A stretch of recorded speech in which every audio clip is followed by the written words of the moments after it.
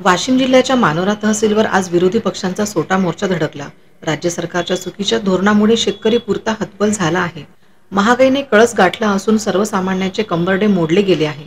कापसाला भाव नाही, अवकाळीची मदत नाही आणि दुष्काळी मदत नाही। त्यासाठी विरोधी पक्षांच्या वतीने राज्य सरकारच्या निषेधार्थ मानोरा तहसीलवर सोटा मोर्चा काढण्यात आला। शहरातून शेकडो शेतकरी, सुशिक्षित बेरोजगार युवक युवती मोर्चात सहभागी झाले होते।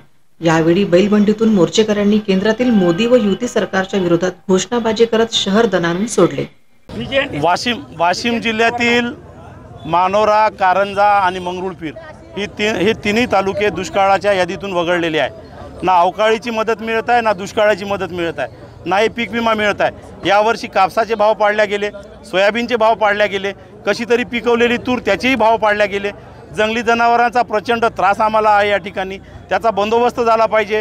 शेतकऱ्यांना या ठिकाणी दुष्काळाची मदत मिळाली पाहिजे। या ठिकाणी सर्व शेतकऱ्यांचं कर्ज सरसकट माफ केलं पाहिजे। अशा असंख्य मागण्या घेऊन आज आम्ही मानोरा तहसील कार्यालयावर सोटा मोर्चा घेऊन आलेलो आहे। बंजारा समाजामध्ये खास करून व्हीजेएनटीच्या अप्रवर्गामध्ये राजपूत समाजाची घुसखोरी होत आहे।